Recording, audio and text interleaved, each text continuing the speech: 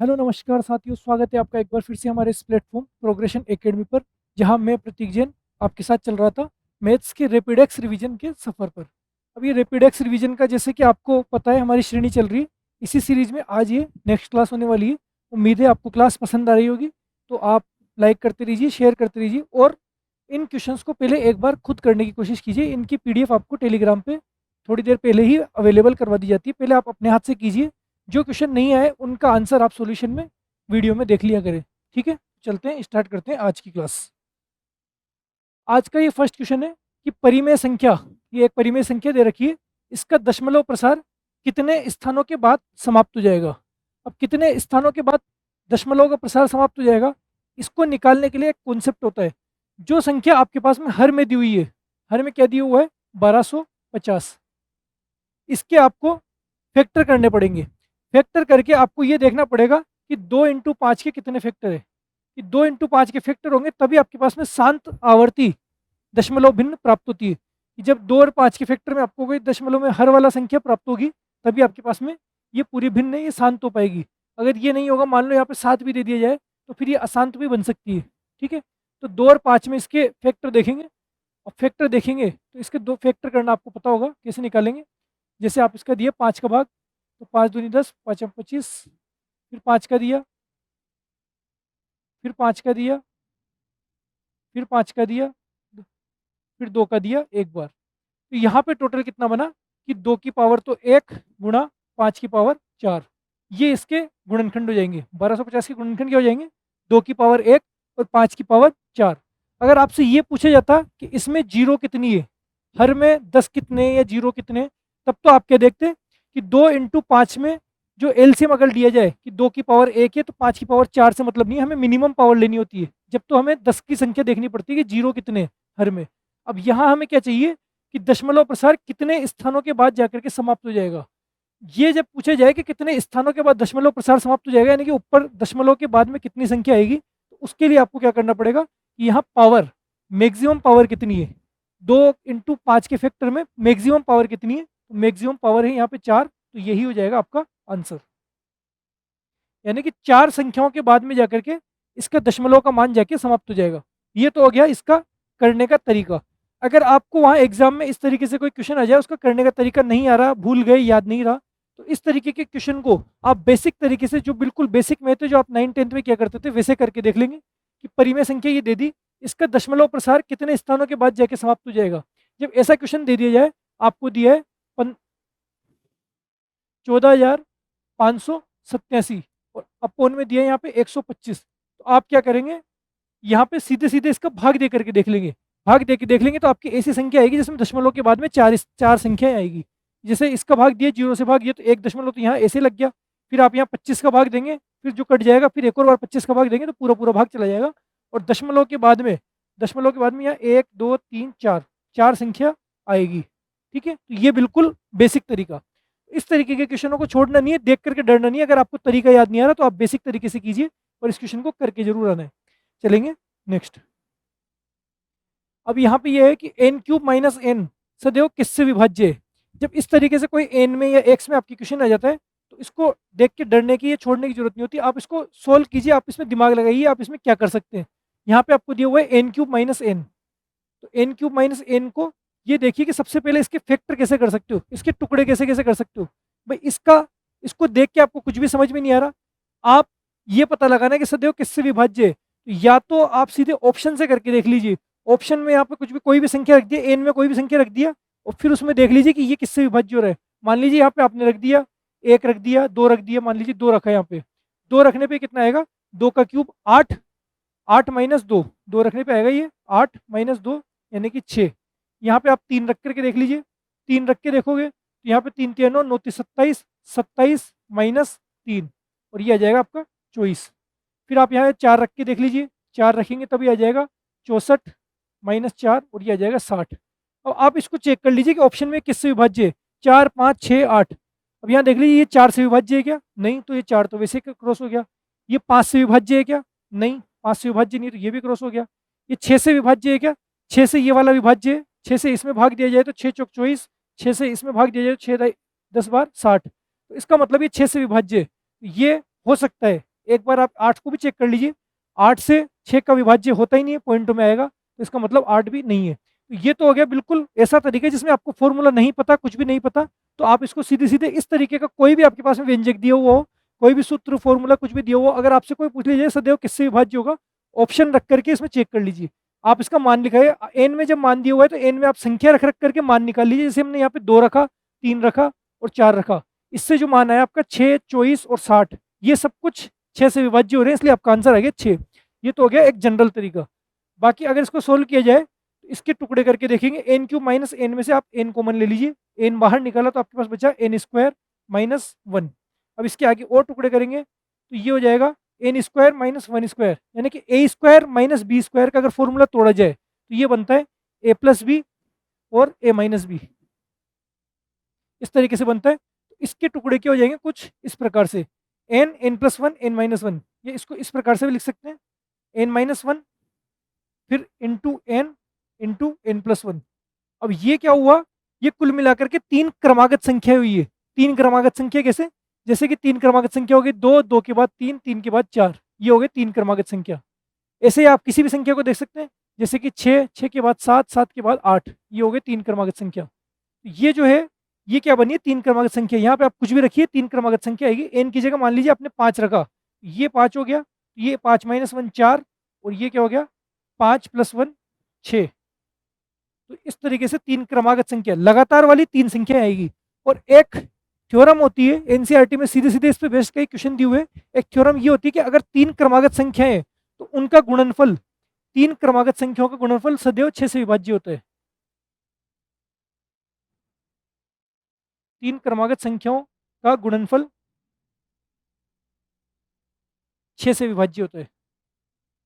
अब ये आपको थ्योरम याद नहीं भी रहे तो इस तरीके से मैंने आपको हर थ्योरम आपको खोल खोल के नहीं करवाई, क्योंकि हमने इनको बिल्कुल बेसिक तरीके से देखा है कि ये अगर पता है तो ये क्वेश्चन 1 मिनट में हो जाएगा, लेकिन ये नहीं भी पता 2 मिनट में कर दो आप, तो पर इस तरीके से कर लो। यहाँ पे सीधे मान रखा, कोई भी यहाँ पे संख्या आ जाए, किसी भी आ जाए, आपने सीधे मान रखा और ऑप्शन से इसको चेक करके आंसर निकलने, आपके पास में आंसर आना चाहिए।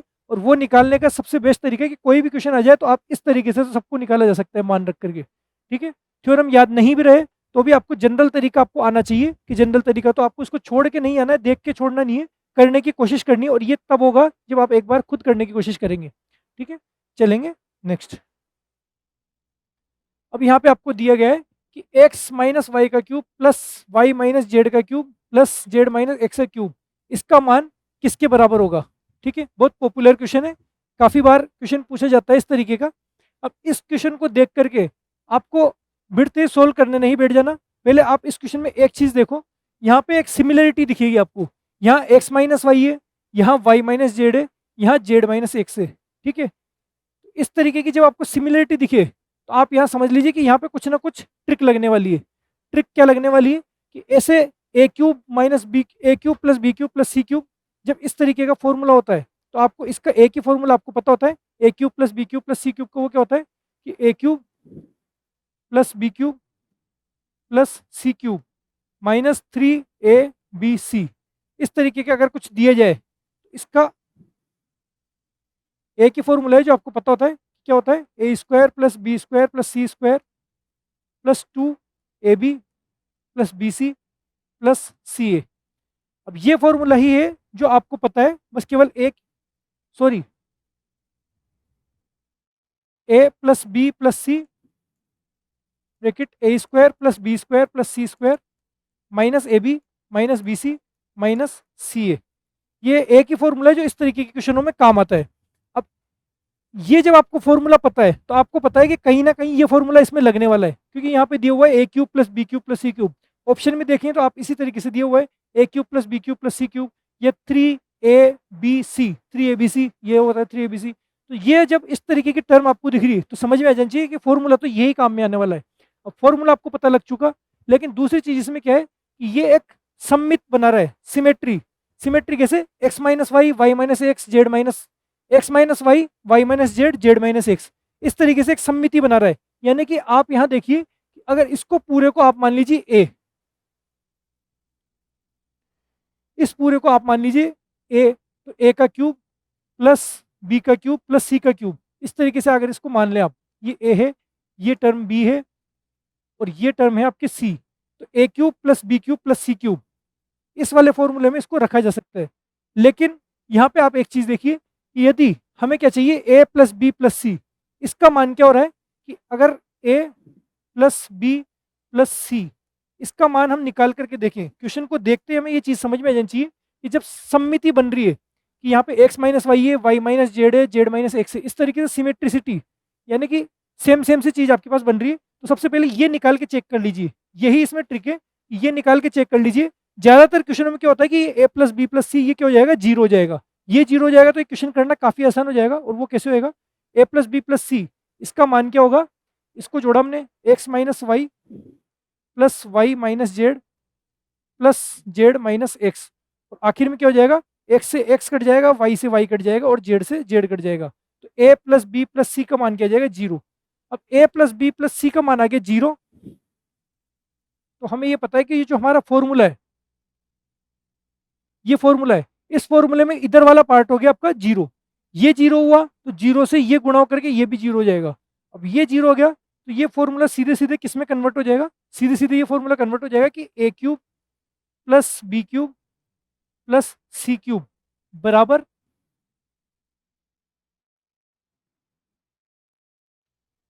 थ्री, ये थ्री ए बी सी इधर चला जाएगा तो ये हो जाएगा थ्री ए बी सी।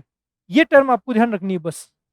इस फॉर्मूले को आप इसी रूप में ध्यान रखिए कि जब आपके पास में ए प्लस बी प्लस सी ये पूरा आपको दिख रहा हो, क्वेश्चन को देखते ही इतना जो हमने किया है अब तक, ये चीज़ तो आपको देख करके सीधे पता कर लेनी है। अब की बार अगला कोई इसी तरीके का क्वेश्चन आ जाए जो आपको दिख रहा हो कि ये पूरा ये प्लस ये तीनों को अगर जोड़ दें तो ये जीरो हो रहा है, तो जीरो होते ही आपके दिमाग में ये आ जाना चाहिए कि इसका RHS part, right hand side वाला पार्ट, ये कंप्लीट जीरो हो जाएगा। और ये कंप्लीट जीरो होने का मतलब है सिर्फ इतना सा फॉर्मूला बचेगा, और इतना सा फॉर्मूला आपको ये डायरेक्ट याद होना चाहिए कि A cube plus B cube plus C cube का मान क्या होगा, थ्री ए बी सी। और यही आपसे पूछा गया है कि इसका मान क्या होगा, ए क्यूब, ये पूरा कंप्लीट ए, ये कंप्लीट है बी, तो A cube plus B cube plus C cube, इसका मान क्या होगा, थ्री ए बी सी। और थ्री ए बी सी हमें सीधे से पता है, थ्री ए बी सी क्या है, थ्री ए बी सी। ए का मान है एक्स माइनस वाई, बी का मान है वाई माइनस जेड और सी का मान है जेड माइनस एक्स। ये चीज बाद में फिर ये चुटकियों का क्वेश्चन हो जाएगा। अगर आपने एक बार ये चीज टर्म पता कर ली कि यहाँ पे ए प्लस बी प्लस सी का मान जीरो होता है, तो इधर वाला कंप्लीट जीरो हो गया, तो सीधे इसको क्वेश्चन को देखते आपको पता हो जाता है कि थ्री ए बी सी, तो आंसर आ जाएगा option B, three A B C. तो देख करके भी आप इसको बता सकते हैं अगर आपने इस तरीके के क्वेश्चनों की प्रैक्टिस की है। काफी पॉपुलर क्वेश्चन है, आने की पूरी पूरी संभावना रहती है इस तरीके का। यहाँ एक्स माइनस वाई नहीं हुआ तो कुछ और ऐसी चीज हो जाएगी जिनको तीनों को जोड़ने पर जीरो हो। ठीक है, इस तरीके की सिमेट्रिसिटी आपको यार देख करके पता लग जाएगा कि इन तीनों को अगर आप जोड़ दें तो ये जीरो हो जाएगा। ठीक है, चलेंगे नेक्स्ट। अब क्वेश्चन ये बोल रहा है कि एक फाउंटेन पेन की एक नली है जो कि 7 सेंटीमीटर लंबी है और 5 mm इसका व्यास है। लंबी फाउंटेन पेन की नली, एक पेन है, पेन की नली, नली का मतलब क्या हो गया, रिफिल। और रिफिल की क्या आकृति होती है, बेलन, बेलनाकार आकृति होती है। शंकु नहीं होती, गोला नहीं होती, क्या होती है, सीधे बेलनाकार। ये बोल रहा है उस नली की 7 सेंटीमीटर तो लंबाई है, 7 सेंटीमीटर इसकी हो गई लंबाई, और 5 mm इसका व्यास है। व्यास 5 mm है, तो इसका मतलब त्रिज्या क्या हो गई, त्रिज्या हो गई 2.5 mm, 2.5 mm। ठीक है, अब ये mm को सेंटीमीटर में अगर आप चेंज करें तो इसमें क्या होगा, एक बार और 10 का भाग चला जाएगा, यानी कि इसको सेंटीमीटर में लिख सकते हैं ताकि हमें बाद में कन्वर्ट नहीं करना पड़े। ये सेंटीमीटर में, इसको भी सेंटीमीटर में लिख दो कि त्रिज्या क्या हो गई आपकी 0.10 का इसमें भाग दिया तो ये हो जाएगा 0.25 सेंटीमीटर। बस गलती जो होती है वो यही होती है, इतना सा आपने कर लिया तो इसके बाद में क्वेश्चन करना काफ़ी आसान हो जाएगा आपके लिए। यहाँ पे आपने कन्वर्ट करना आना चाहिए कि ये में मिलीमीटर को सेंटीमीटर में कन्वर्ट किया तो 10 का भाग चला जाएगा। सेंटीमीटर, मिलीमीटर, मीटर, किलोमीटर, ये आपको कन्वर्जन आने चाहिए। तो 7 सेंटीमीटर और ये हो गया 0.25 सेंटीमीटर। अब क्या बोल रही है, इससे इसके अंदर जितनी शाही भरी हुई है, इस शाही से 3300 शब्द लिखे जा सकते हैं। ये बोल रहा है इस शाही से 3300 शब्द लिखे जा सकते हैं, तो 1/5 लीटर शाही से कुल कितने शब्द लिखे जा पाएंगे। ठीक है, ये जो इसका आयतन है, इसके आयतन के अंदर जितनी शाही है उस शाही से इतने शब्द लिख सकते हैं। तो आपको ये पता करना है कि अगर शाही इतनी नहीं होकर के 1/5 लीटर हो, 1/5 लीटर का मतलब क्या हो गया, 1/5 लीटर का मतलब हो गया 1 लीटर में क्या होता है, 1000 मिलीलीटर, या 1 लीटर को आप सेंटीमीटर में कन्वर्ट कर लीजिए। 1 लीटर को अगर सेंटीमीटर में कन्वर्ट करेंगे तब भी वही हो जाएगा 1000 सेंटीमीटर क्यूब। ठीक है, 1 लीटर को 1000 सेंटीमीटर क्यूब, और ये बोला है 1 लीटर बटा 5, 1000 सेंटीमीटर क्यूब बटा 5, यानी कि इसने पूछा है कि 200 सेंटीमीटर क्यूब, 200 सेंटीमीटर क्यूब में कितने शब्द लिखे जा सकते हैं, ये चीज पूछी गई है। ये क्वेश्चन आपको थोड़ा सा हार्ड लग रहा होगा, लेकिन आपके पास में इस तरीके के क्वेश्चन आने की पूरी पूरी संभावना रहती है। फर्स्ट ग्रेड का अगर आप पेपर दे रहे हैं तो आपको ये पता होना चाहिए कि इस लेवल के क्वेश्चन आते हैं, और ये एनसीईआरटी के क्वेश्चन है, बिल्कुल आपकी एनसीईआरटी बुक के क्वेश्चन है, 10th क्लास की बुक के। तो ऐसा बिल्कुल नहीं है कि ये काफ़ी ज़्यादा लेवल का है, लेवल इसका वही है, बस ये कि एनसीईआरटी का लेवल अब जो आप पुरानी किताबें पढ़ते थे उनसे अभी का लेवल काफ़ी ज़्यादा है। ठीक है, अभी जिस हिसाब से स्टूडेंट आ रहे हैं उस हिसाब से यह बुक उनकी क्लास में चलती है, और 10th क्लास की बुक का है, तो आपके आने की पूरी पूरी संभावना है, इसलिए ऐसे क्वेश्चनों की प्रैक्टिस करना आपके लिए जरूरी है। तो यहाँ पे क्या है कि 1/5 लीटर शाही से कुल कितने शब्द लिखे जा सकेंगे, यानी कि इतनी शाही से कितने शब्द लिखे जा सकते हैं।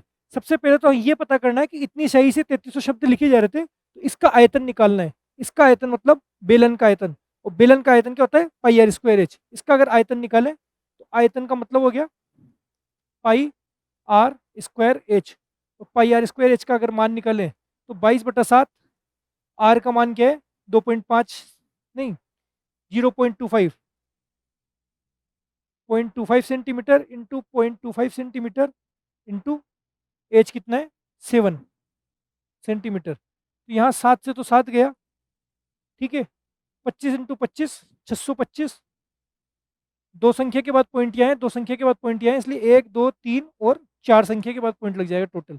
4 संख्या के बाद पॉइंट इंटू 22, 22 से अगर इसको गुणा करें तो 22 पंजे 110, 11, 22 दूनी 44, 45 55, 5, 22 छिक्के 132, 5 137,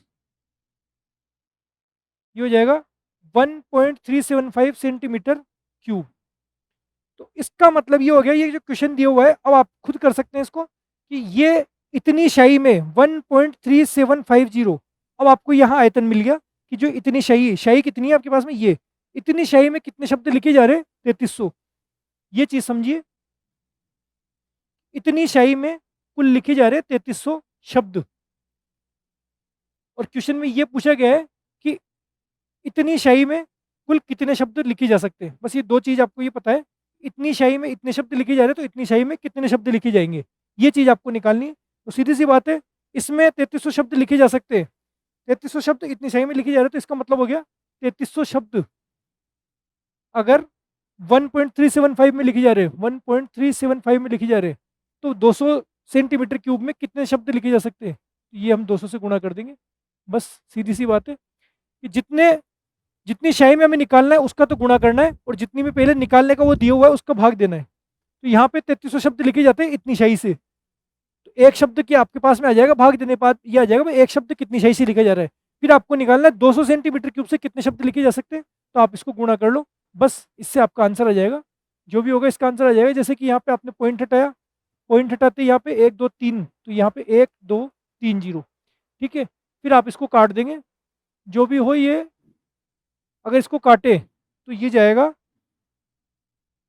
11 से, 11 तिया 33, 11 कम 11, 11 दूनी 22, 11 पंजे 55, फिर जाएगा 25 से, 25 पंजे 125, 25 12 300, ठीक है। फिर 5 से जाएगा, 5 चौक 20, और आगे 1 2 3 4 0, आगे गुणा कर दो, 12 चौक 48, और 48 के आगे 1 2 3 4, इतने शब्द। बस कैलकुलेशन का खेल था, बाकी क्वेश्चन इतना हार्ड नहीं है। अगर आप इसको दोबारा करने की कोशिश करेंगे तो आपसे काफ़ी आसान हो जाएगा। बस ये है कन्वर्जन, एक तो यहाँ पे उलझा दिया कि कन्वर्ट करना है आपको, सबसे पहले एमएम में दिया हुआ है, इसको सेंटीमीटर में कन्वर्ट करना है। दूसरी बात, यहाँ पे शब्दों की संख्या आपको दे दी कि इतनी शाही में इतने शब्द लिखे जा रहे हैं, तो इतनी शाही में ये भी किस में दिया, लीटर में, इसको भी आपको कन्वर्ट करना है। और ये क्वेश्चन की प्रैक्टिस मैं इसलिए करवा रहा हूँ क्योंकि क्वेश्चन आपके यही रहने वाले हैं। यहाँ पे 1/5 की जगह 2/5 कर देगा, यहाँ पे 3300 शब्द की जगह 1200 शब्द कर देगा। क्वेश्चन ये वाला पैटर्न उठाया तो क्वेश्चन ऐसा का ऐसा ही रहता है, और हो सकता है मोस्ट ऑफ तो ये होता है कि क्वेश्चन ही यही उठा दिया जाता है, ऑप्शन भी यही उठा दिए जाते हैं। तो आपको ये क्वेश्चनों की प्रैक्टिस करनी है। जिनसे बाकी सारे क्वेश्चन हो रहे हैं उनके लिए तो ये रामबाण है कि ये वाले क्वेश्चन करते ही आपको सिलेक्शन के और नज़दीक ले जाएंगे। तो इसी तरीके की प्रैक्टिस के लिए ये पूरी क्लास है। चलेंगे नेक्स्ट। अब ये बोल रहा है कि एक खिलौना एक अर्धगोले के ऊपर एक लंबवृत्तीय शंकु रखने से बना है। कहाँ बना है? एक अर्धगोले के ऊपर एक लंबवृत्तीय शंकु रखने से। ये एक अर्धगोला है, ये अर्धगोला, इसके ऊपर हमने रखा एक लंबवृत्तीय शंकु। शंकु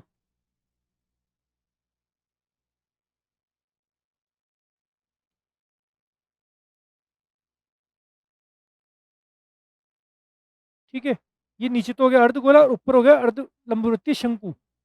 अब ये बोल रहा है शंकु की ऊंचाई 2 सेंटीमीटर है। तो ये शंकु की ऊंचाई हो गई 2 सेंटीमीटर। जो जो क्वेश्चन में दिया हुआ है उसको पहले एक बार आप आकृति को तो बना करके देख लीजिए, तो ज़्यादा आसान होता है। आकृति अगर बना के करेंगे तो क्वेश्चन आसान हो जाएगा। शंकु की ऊंचाई के 2 सेंटीमीटर और आधार का व्यास 4 सेंटीमीटर है। आधार का व्यास 4 सेंटीमीटर यानी कि त्रिज्या क्या हो गई? इसकी जो ये त्रिज्या है, त्रिज्या भी क्या हो गई? 2 सेंटीमीटर। अब त्रिज्या 2 सेंटीमीटर हो गई। ये अर्धगोला था, अर्धगोले में ये 2 सेंटीमीटर है, तो ये भी कितनी हो जाएगी? ये भी 2 सेंटीमीटर। यानी कि अगर इसको बाहर की तरफ देखें तो बाहर से ये भी कितना है? 2 सेंटीमीटर। ऊपर वाला भी 2 सेंटीमीटर है, नीचे वाला भी 2 सेंटीमीटर है। अब ठीक है। अब ये बोल रहे हैं यदि एक लंबवृत्तीय बेलन इस खिलौने को पूरा घेर लेता है, यानी कि ये बोल रहा है कि एक इसके ऊपर एक बेलन होता है जो बेलन से इसको ढक दिया गया है, जो इसको पूरा घेर लेता है, अर्थात खिलौना बेलन के अंदर ठीक फिट आता है। तो एक बार ऐसा बेलन बनाइए जो इसको पूरी तरह से घेर ले। उसको बनाने के लिए ये समझ लीजिए ये बेलन है।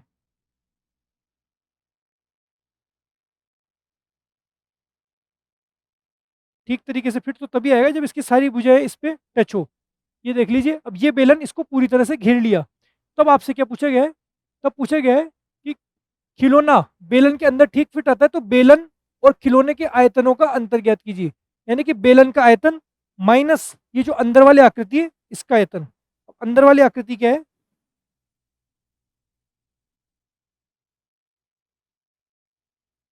ये जो आकृति अंदर वाली, ये आकृति आपको निकालनी है। बेलन के आयतन में से इसकी आकृति का आयतन आपको माइनस करना है। तो बस तो इतना तो कर सकते हैं हम। इसने पूछा है बेलन और खिलौने के आयतनों का अंतर ज्ञात कीजिए। तो बेलन और खिलौने का अगर आयतन का अंतर निकाले तो हमारे पास में क्या हो जाएगा? बेलन का आयतन माइनस खिलौने का आयतन, और खिलौने का आयतन क्या हो जाएगा? खिलौने का आयतन हो गया मतलब इसका प्लस इसका। ये तो है आपका अर्धगोला, अर्धगोला प्लस शंकु।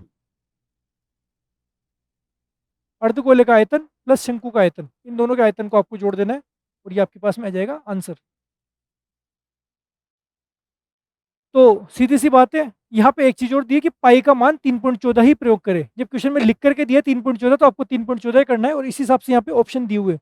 तो ठीक है, ये जो दिया हुआ है इसका हम आंसर निकाल लेंगे। बेलन का आयतन क्या होता है? फॉर्मूले तो आपके पास में बस मुंह पे रटे हुए होने चाहिए। बेलन का आयतन पाई आर स्क्वायर एच, ठीक है, माइनस अर्धगोले का आयतन 2/3 पाई आर क्यूब। संपूर्ण गोले का होता है 4/3 पाई आर क्यूब, अर्धगोले का होता है 2/3 पाई आर क्यूब, प्लस शंकु का आयतन, शंकु का आयतन वही 1/3 पाई आर स्क्वायर एच। अब यहाँ पे भी पाई है, यहाँ पे भी पाई है, यहाँ पे भी पाई है। तो इसको इजी करने के लिए हम क्या करते हैं? पाई को तो ले लेते हैं बिल्कुल बाहर। ये पाई तो आ गया बिल्कुल बाहर। अब यहाँ पे आर स्क्वायर एच, आर किसकी? बेलन की। और बेलन की आर कितनी हो जाएगी? यहाँ पे 2 है और यहाँ पे 2 है। टोटल बेलन की आर कितनी होगी? 4।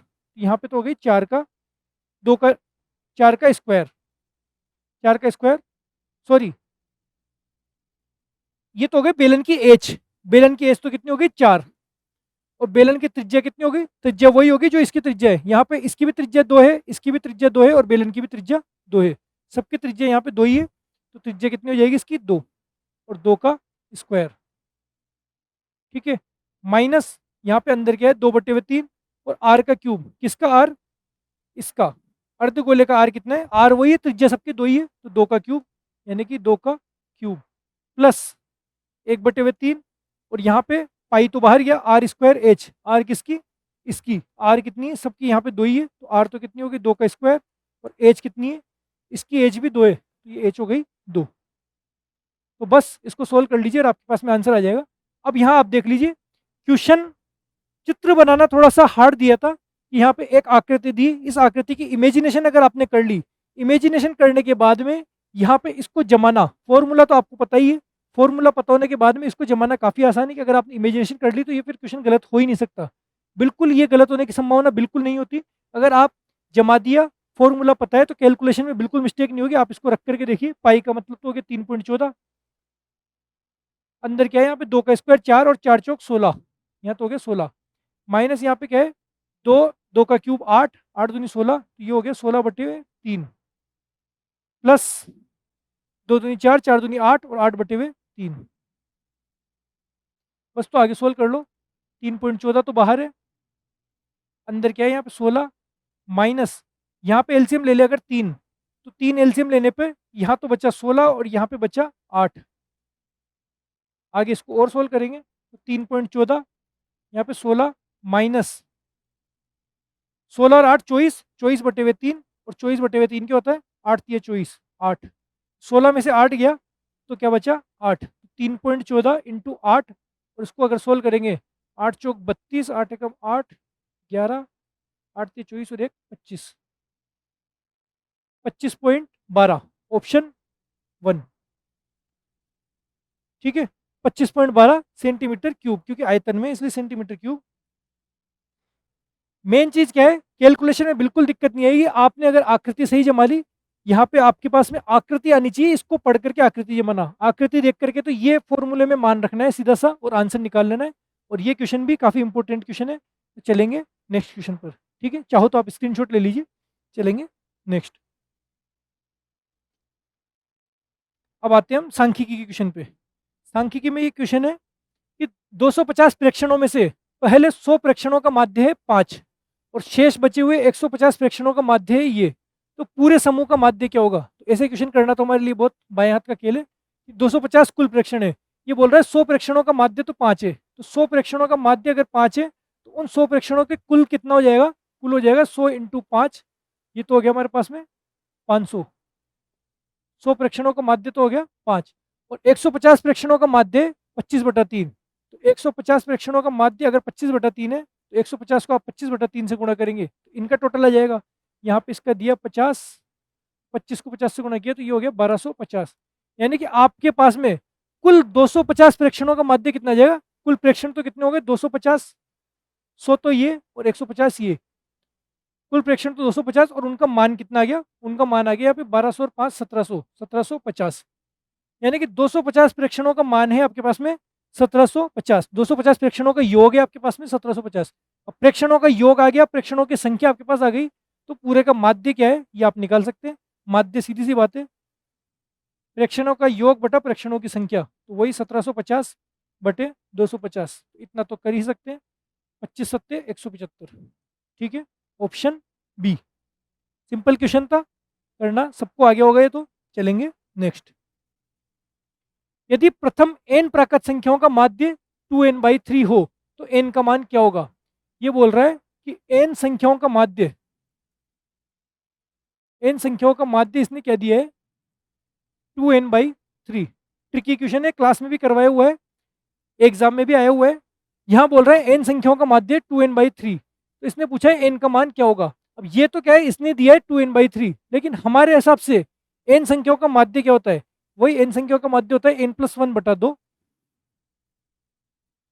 ये हमारे हिसाब से n संख्याओं का माध्य होता है। इसका मान इसने दिया है 2n/3, इनको आपस में आमने सामने रख लीजिए। ये तो हमारे हिसाब से होता है, ये इसने दिया है, अगर ये दोनों बराबर है तो इनको आमने सामने रख लीजिए और आंसर आ जाएगा आपका, जो भी आंसर होगा। तो इसको अगर सोल्व करें तो यहाँ पे आ जाएगा n+1 इंटू 3, इधर आ जाएगा 2 को 2 से गुणा करेंगे तो 4n, फिर यहाँ पे हो जाएगा 3n+3 बराबर 4n, और यहाँ पे 3n इधर जाकर के हो जाएगा माइनस का, तो 4n - 3n, ये आ जाएगा 3 बराबर n। n बराबर 3, इसका मान आ जाएगा n का मान क्या है 3। बस सिंपल क्वेश्चन था, बस एक बार आपके दिमाग में लॉजिक आ जाना चाहिए कि ये क्या है, n संख्याओं का माध्य क्या होता है हमारे हिसाब से, जो फॉर्मूला हमने देखा है उस हिसाब से n संख्याओं का माध्य होता है n+1/2, और ये इसने दिया हुआ है, दोनों को आमने सामने रखा और रिजल्ट सोल्व कर लिया। चलेंगे नेक्स्ट। अब यहाँ पे काफी इंपॉर्टेंट क्वेश्चन है, ध्यान से देखना है इस क्वेश्चन को। ये क्वेश्चन आने की सर्वाधिक संभावना है, पिछली बार भी ऐसा क्वेश्चन आया है, सीईटी में भी ऐसा क्वेश्चन आया हुआ है, लास्ट 3-4 एग्जाम में इस तरीके के क्वेश्चन काफी पूछे जा रहे हैं सांख्यिकी से। क्वेश्चन लेंथी दिखता है, बड़ा दिखता है, वहां पे एक बार दिमाग खराब हो जाता है, लेकिन काफी आसान क्वेश्चन है, करना बहुत आसान होता है, टाइम कंज्यूमिंग होता है, तो उसका टाइम बचाना कैसे है वो देखते हैं। ये 3 वितरण आपको दे दिए, 3 एक्स वाई जेड, और इनके आपको रिलेशन दे दिए ऑप्शन में कि इसके बहुलक, माध्यिका, माध्य बहुलक, माध्य बहुलक, बहुलक माध्य, तीनों ही है। तो आपको क्या करना है, आपको ऐसा नहीं है कि तीनों के आप अलग अलग माध्य निकालने, माध्यिका निकालने, बहुलक निकालने बैठ जाओ, ऐसे नहीं करना। सबसे पहले आपको ये पता लग गया कि यहाँ पे 3 क्वेश्चन दे दिए, इसमें क्या है, एक क्वेश्चन को 3 गुना कर दिया, एक ही क्वेश्चन में 3 क्वेश्चन दे दिए, इसलिए आपको क्या करना है, इनको अलग अलग निकालने के बजाय आप सीधे इसमें ऑप्शन चेक कीजिए। इसने पूछा है कौन सा ऑप्शन सही है, तो आप सीधे से ऑप्शन चेक कीजिए। ऑप्शन 1 क्या बोल रहा है, एक्स का बहुलक, वाई की माध्यिका। अब एक्स का बहुलक क्या है, बहुलक हम सीधे देख करके हमें पता है कि भाई एक्स का बहुलक क्या है, यहाँ पे 12 12 12, 3 बार 12 दिख रहा है, तो एक्स का बहुलक है 12। वाई की माध्यिका, माध्यिका क्या है, अब यहाँ पे आप देख लीजिए प्रेक्षण कितने, 1 2 3 4 5 6 7, अगर 7 प्रेक्षण है तो माध्यिका कौन सी होगी, माध्यिका होगी 7 + n+1/2वां पद, यानी कि हो जाएगा 8/2, यानी कि फोर्थ पद। इतना तो सबको पता होगा कि माध्यिका क्या होती है, n+1/2वां पद, यानी कि फोर्थ पद होता है। तो आप सीधे वाई की माध्यिका निकाल लीजिए इसमें, फोर्थ पद। अब यहाँ पे इसको जमाना नहीं है, आप सीधे से अंदाजे से यहाँ पे देख लो कि फोर्थ नंबर पे कौन सा पद आएगा। तो यहाँ सबसे छोटा पद है 3, 3 के बाद है 5, 5 के बाद है 5, ठीक है, ये तो हो गए छोटे छोटे पद। उसके बाद में, इसके बाद में आपके पास में 7, तो सीधी सी बात है इसकी माध्यिका क्या हो गई, 7 हो गई। जो मिड पॉइंट वाला पद है, बाकी के सारे पद बड़े हैं, 8 9 12 ये सब बड़े, तो आप सिर्फ देख करके इसको बताना है। ये नहीं है कि माध्यिका के लिए आप इसको जमाओगे, पहले 3 5 5 फिर 7 फिर 8 फिर 9 और फिर 12, ऐसे जमा करके करोगे तो काफी लंबा हो जाएगा। सीधे देख करके आपको ऐसे कर देना है, क्योंकि संख्या काफी छोटी छोटी है, 7 पद है, देख करके बताया जा सकता है। इतनी तो आपकी आईक्यू है कि आप इसको देख करके भी कर सकते हैं। इसकी माध्यिका क्या हो गई, फोर्थ नंबर का पद, और फोर्थ नंबर का क्या है 3, तो ये देख लिया, 3 के बाद चौथा कौन सा हो जाएगा 7, चौथा हो गया 7, तो यहाँ पे आ गया 7। अब 12 और 7 बराबर नहीं है, इसलिए ऑप्शन ए हो गया गलत। बस ऐसे डायरेक्ट चेक करना है आपको। ऑप्शन एक देख लिया, सिर्फ हमने एक ही बार में इसका बहुलक और इसकी माध्यिका दोनों निकाल लिए सीधे, और इसका आंसर देख लिया कि ये नहीं है। आगे देखेंगे वाई का माध्य। अब वाई का माध्य, तो माध्य तो आपको निकालना ही पड़ेगा, कैसे, इनका टोटल करके इसका भाग देना पड़ेगा। टोटल वही 5 1 6, 6 2 8, 8 2 16, 17 18, 20 25, 25 80 लगी 2, 3 4 5 6 7 8 9 10, ये आ गया 105 बटे टोटल पद है ये 7। इसका माध्य अगर निकालेंगे तो 7 एकम 7, 7 पंजे 35, तो ये हो गया 15। वाई का माध्य कितना, सॉरी वाई का माध्य पूछा है,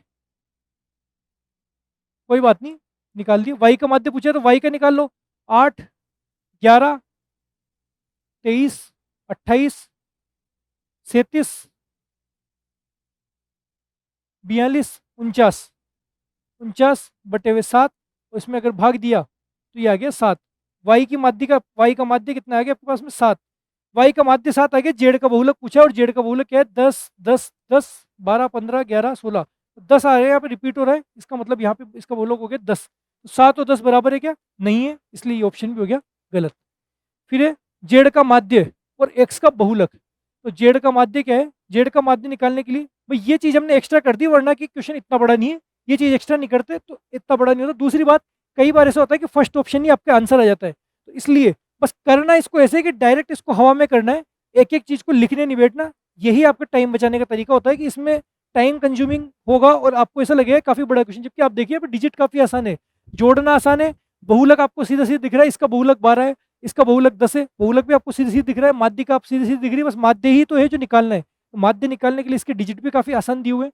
तो ये कैसे कि 6 और 1 7, 7 5 12 14 80 लगी 1 2 3 4 5 6 7 8 बटे हुए 7, 7 एकम 7, 7 दूनी 14, इसका बहुलक तो कितना हो गया, इसका माध्य हो गया 12, और क्या है एक्स का बहुलक। एक्स का बहुलक क्या है यहाँ पे 12 12 12, एक्स का बहुलक हो गया 12। यहाँ पे भी 12 आ गया, यहाँ पे भी 12 आ गया, तो इसका मतलब ये हो गया सही, और इसका मतलब हो गया आंसर ऑप्शन सी। अगर ये भी नहीं होता तो ऑप्शन डी को चेक करते। बस ये है, आपको पूरा पूरा करने की जगह सीधे जो क्वेश्चन में पूछा है, ऑप्शन में जो पूछा है ऑप्शन को चेक कीजिए, और उसके लिए भी आपको पूरा निकालने की जरूरत नहीं है, डायरेक्ट कीजिए। उससे आपका क्वेश्चन ये काफ़ी जल्दी हो जाएगा। आप जितना टाइम आप ले रहे हो उससे आधे से भी कम टाइम में ये क्वेश्चन हो जाएगा। ठीक है, तो बस यही है, बाकी टाइम कंज्यूमिंग होता है, क्वेश्चन आसानी होता है, ये देख करके इसको गलत नहीं करना है, और ऐसे क्वेश्चन आने की पूरी पूरी संभावना है। लास्ट 2025 के एग्जाम में भी ये आया हुआ है, 2026 में भी ये क्वेश्चन आने की पूरी संभावना है। चलेंगे नेक्स्ट। क्वेश्चन ऐसा ही होता है, डिजिट चेंज हो जाएंगे, यहाँ पे थोड़ी बहुत संख्या चेंज हो जाएगी, तीनों का माध्य बराबर करवा देगा, कुछ बड़ा छोटा करवा देगा, ये बड़ा है ये छोटा है, कुछ भी करवा देगा, बस निकालना इसी तरीके से, इसी पैटर्न पे। चलेंगे नेक्स्ट। अब है आपका रीजनिंग का क्वेश्चन। रीजनिंग में आपसे पूछा गया है कि इसकी दी गई श्रृंखला में अगला पद ज्ञात कीजिए। अब यहाँ पे आप देखिए कि ये काफी तेजी से बढ़ रही है। 0 6 6 के बाद आ गया सीधे 24, 24 के बाद आ गया 60, 60 के बाद आ गया 120, 120 के बाद में आ गया 210। बढ़ तो तेजी से रही है, लेकिन आपको यहाँ पे स्क्वायर ये क्यूब देखना है कि स्क्वायर क्यूब जितनी तेजी से बढ़ रही है क्या। तो स्क्वायर क्यूब आपको डायरेक्टली स्क्वायर क्यूब कोई भी नहीं दिख रहा होगा, क्योंकि जैसे कि अगर ये 2 का स्क्वायर देखिए 4, फिर 3 का यहाँ पे नहीं होता, तो 3 से 2 से 3 से संबंध नहीं है, यहाँ 5 से संबंध नहीं है। थोड़ा और देखिए, क्यूब में देखें तो क्यूब में 2 का क्यूब होता है 8, 2 का क्यूब होता है 8, 3 का क्यूब 27, 4 का क्यूब 64, 5 का क्यूब 125, 6 का क्यूब 216। यहाँ पे अब हमें दिख रहा है कि क्यूब के लगभग आसपास की संख्या आ रही है, क्यूब के लगभग आसपास की संख्या आ रही है, कि 2 का क्यूब 8 होता है, ये दो उससे थोड़ा सा कम, 3 का क्यूब 27 होता है, ये उससे थोड़ा सा कम, 4 का क्यूब 64 होता है, तो यानी कि ये क्यूब से रिलेटेड कोई संख्या बन रही है। अब यहाँ देखो डिफरेंस कितना आ रहा है, यहाँ पे 2 का क्यूब तो 8, और 8 में से ये 2 ही कम है, ये 3 का क्यूब तो 27, और 27 में से 3 ही कम है, यानी कि इसमें कौन सा आपके पास में लॉजिक बैठ रहा है। लॉजिक ऐसे ही बैठाना पड़ेगा, आपको देखना पड़ेगा, और ये क्वेश्चन करने से ही बैठेगा। यहाँ पे एक चीज मुझे समझ में आ रही है, यहाँ पे जिसका क्यूब कर रहे हैं हम, एन का अगर क्यूब कर रहे हैं, उसमें से एन ही अगर घटा दे तो हमारे पास में वो संख्या आ जाएगी। कैसे, यहाँ पे 2 का क्यूब -2, तो 8 में से 2 गया तो 6, यहाँ पे 3 का क्यूब -3, ये आ गया 27 में 3 गया तो 24, फिर यहाँ पे हो गया 4 का क्यूब -4, तो ये आ जाएगा 64 -4 60। यहाँ पे क्या हो गया 5 का क्यूब -5, और यहाँ पे क्या हो गया 6 का क्यूब -6।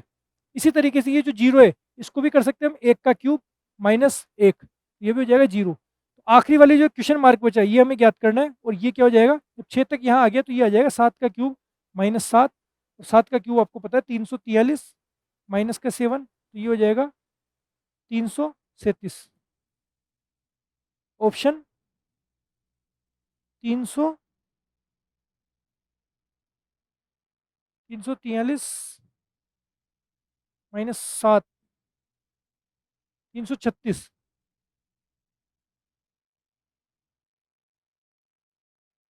336 होगा, ऑप्शन में नहीं है, ये समझ लीजिए, ये 336।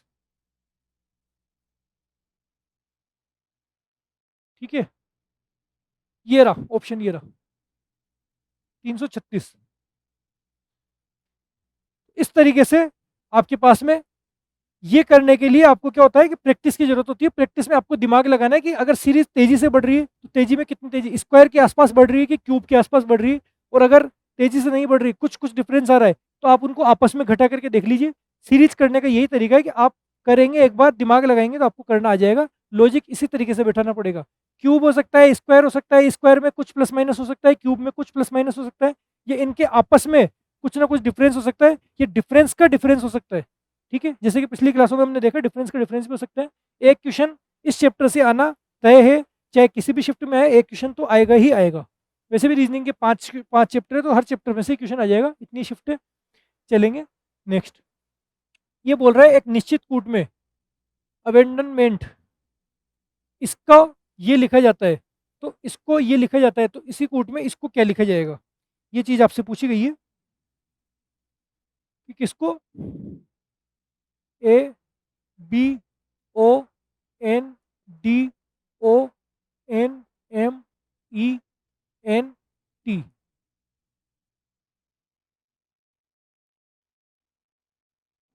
ठीक है, इसको क्या लिखा जाता है, इसको लिखा जाता है D N O B A O T N E M N, ये लिखा जाता है। ठीक है,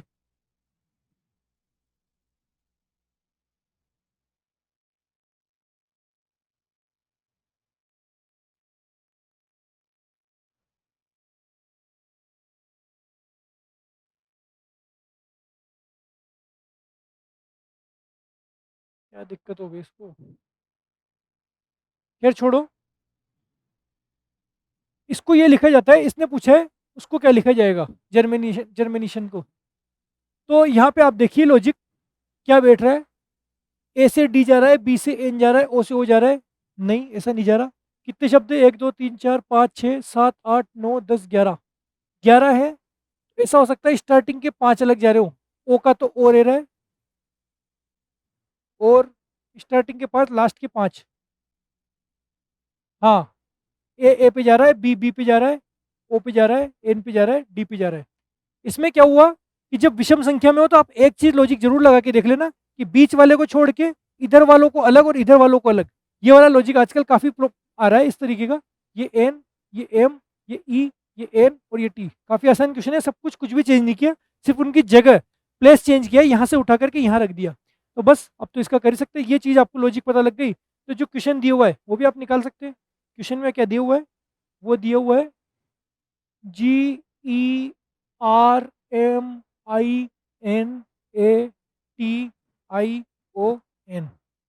ये दिया हुआ है। इसको इसको सीधी सी बात है कि 1 2 3 4 5, 5 के बाद में छठा है। इसको तो ऐसे कैसे लिख देना है कि छठा तो लिख दिया, बाकी की जगह चेंज कर दो। यहाँ से आ जाएगा एन, यहाँ से आ जाएगा ओ, यहाँ से टी, टी ए, टी नहीं है यहाँ पे, ATION, ATION, NOITA, ये तो हो गया। यहाँ से गया ये, यहाँ से गया ये, यहाँ से गया ये और ये, इधर तो ये आ गया। सेम इसी तरीके से अगर इसको देखें तो जी आ जाएगा यहाँ पे, ई आ जाएगा यहाँ पे, आर आ जाएगा यहाँ पे, एम आ जाएगा यहाँ पे और टी आ जाएगा यहाँ पे। टी यहाँ, जी यहाँ, ये यहाँ, ये यहाँ, ये आपस में चेंज हो रहे हैं और इसका आंसर आ जाएगा ये वाला, ऑप्शन डी। बस, तो ये वाले क्वेश्चन आपके लिए काफ़ी इंपॉर्टेंट है। ये लॉजिक तो आपके पास है, प्रैक्टिस करने से आपको आ जाएंगे। और ये जो हमारी सीरीज चल रही है, जो रैपिड एक्स रिवीजन है, यहाँ पे 10-10 क्वेश्चन की डेली सीरीज चल रही है। उम्मीद है आपको ये सीरीज पसंद आ रही होगी। हर सीरीज में आपके पास में कुछ डिफरेंट तरीके का क्वेश्चन मिलेगा, हर सीरीज में कुछ लेवल बढ़ता हुआ जाएगा, हर सीरीज में आपके पास में अलग अलग पैटर्न के क्वेश्चन मिलेंगे। आप इन क्वेश्चनों को कर लोगे तो आपका कंप्लीट मैथ्स का और रीजनिंग का कंप्लीट रिवीजन हो जाएगा। और आपका जो दिमाग में डर है, इसमें हार्ड क्वेश्चन भी ले रहे हैं, ईजी क्वेश्चन भी ले रहे हैं, आगे जैसे जैसे क्लासें बढ़ती जाएगी क्वेश्चनों का लेवल और अच्छा होता जाएगा। कुछ को लग रहा होगा कि यार ये तो बहुत आसान क्वेश्चन है, ऐसे आरपीएससी में नहीं पूछे जाते, तो मैं आपको दिखा दूंगा क्वेश्चन ऐसे ही पूछे जाते हैं। 1 2 3 क्वेश्चन कुछ हार्ड होते हैं, बाकी 10 में से 7 क्वेश्चन आप आसानी से कर सकते हैं। इस तरीके के लेवल के होते हैं, 1 या 2 क्वेश्चन उसमें हार्ड आ जाते हैं। तो हार्ड क्वेश्चन भी हम लेते हुए चल रहे हैं। उम्मीद है आप इसमें से जिनको बिल्कुल मैथ्स नहीं आती थी वो भी 6 से 7 क्वेश्चन अगर इसमें अटेम्प्ट कर पा रहे तो आप बहुत अच्छे स्तर पे हैं, क्योंकि आपको मिनिमम 30 का आंकड़ा सबसे पहले पार करना है। उसके लिए ये क्वेश्चन, ये जो सीरीज है, ये रामबाण साबित होगी।